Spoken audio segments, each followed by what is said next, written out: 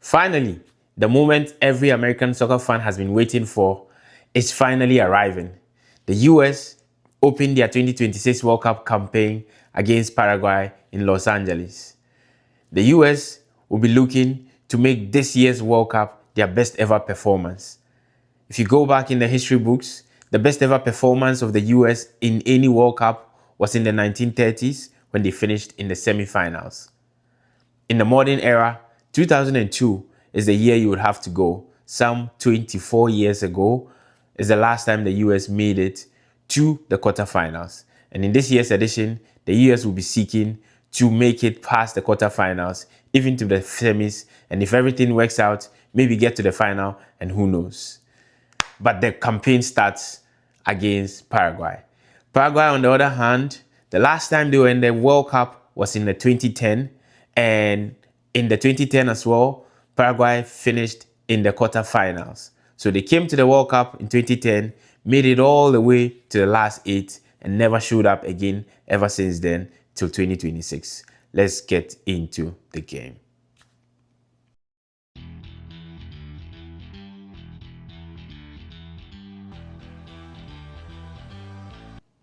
Hi and welcome to Beyond the 90 with me, Aben. Thank you for joining me on this channel. Thank you for liking and subscribing. Thank you for the comment section as well. I'm glad that you're here with me today. I've done some match reactions already or predictions, and you can check that out in my video catalog. I did some predictions about the South African game versus Mexico, and same as the Czech Republic game as well. Anyways, without much ado, let's go into the match that is going to happen between US of A and Paraguay in Los Angeles. Before I go into the match breakdown, I would like to touch on each team's potential threats in terms of players. For the US, the players to look out for will be Christian Pulisic, of course, Captain America, Florian Balogun up front. I would say Serginho Dest, Weston McKennie. These will be the guys that will lead the line for the US, or these will be US's most potent arsenals, if you like. There are a host of other players as well, but I think these 4 guys are my standout players for US. For Paraguay, you're looking at Omar Alderete of Sunderland, Miguel Almiron, Diego Gomez, and unfortunately, it should have been Julio Enciso, but Julio Enciso picked up an injury in Paraguay's friendly game versus Nicaragua, so he's ruled out of this match completely, and we wait to see when he'll be ready to kick a ball in this World Cup. Now, the US would look to start this game with a lot of intensity. They will pile on pressure early on against Paraguay. They will look to get the early goal, to get the fans going, to get the stadium on its feet. So I think the early stages of the game, though, it will be all US. Like, it will be all US. It would almost be a classic defense versus attack game.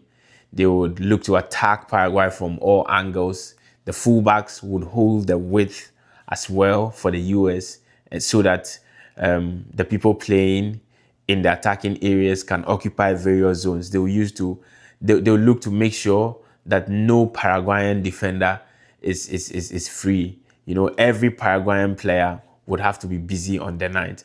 I think the US will pile so much pressure from all angles. They would pile pressure from the midfield, pressure from the wings. Set pieces, we don't know, because they have a set piece specialist on the bench in Greg Berhalter. If he comes on in the game, I think he could be a very, very important weapon for the US in terms of set piece. But from the off, or from the starting point of the game, I think set piece would be something that the US would not really, really rely on from the early encounters of the game. So they will look to attack. Florian Balogun will look for spaces behind the defense. Christian Pulisic, I hope he will not hold on to the ball so much. We'll just let the ball run so that other players in better positions can finish the chance. I think the soft belly for the US, or if you like, the Achilles heel in this US team, would be if they start Tim Ream in center back. I think if they start him, in the odd chance that Paraguay would bump forward, the US will hope he's not isolated, because if he gets isolated, it could be really, really dangerous for the US. Like they could cause him a lot of problems. Paraguay, on the other hand, I expect them to sit deep in a low block, if you like, 2 blocks of 5. Make sure there are no spaces in between them. And even if there is space, the midfield and the defense will squeeze up so much that there's literally to no space. So that if the US tries to play through them, it will be very, very difficult and next to impossible. I think they would look to, cause a lot of fouls. Thanks to the loss in this year's World Cup, I think delays will be something Paraguay will not be able to rely upon, because there are new rules that would make it difficult for you to use delay tactics to hold the game up. And so I expect them to start in a very, very deep block, hold their net for a very, very long time. Hope their goalkeeper can come out with a lot of big saves.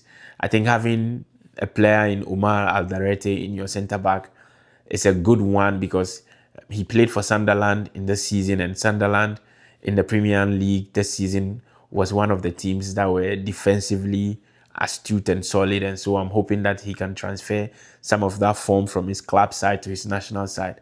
Now, this Paraguay team, throughout their qualification, have built a system that was supposed to make Julio Enciso stand out. But in his injury, or considering that he won't be around, his direct replacement is Mauricio, a player who also completed his naturalization from Brazil to Paraguay just in time to play for the US, to play for Paraguay. Even though they would replace him with Enciso in that role, I don't think he'll produce as much in terms of efficiency as Enciso, but at least there's someone they can rely on. So when they look to create the chances, he will be the man to capitalize on them. I think Diego Gomez, a player who used to play with Inter Miami, now with Brighton and Albion, Brighton and Hove Albion in the Premiership, is another person who can surprise you. He can hurt you at any time. He's good with long strikes, and so around the box, he won't be shy taking shots.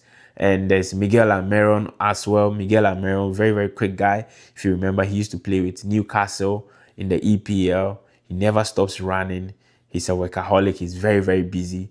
And so if Paraguay soaks on pressure for a very long time, I think they'll be able to hit the US on counter, and you rely on Miguel Almiron's pace to take Paraguay up the pitch and see what they can produce. Prediction. I think this game could produce the first penalty in the tournament. Yeah, I see a penalty, or I see a team giving a penalty away in this game. Considering the way Paraguay will play deep, I think they could make a mistake and cause a penalty. On the other hand, if the US throw too many men forward, they could also be found wanting in that regard. But I see a penalty happening in this game.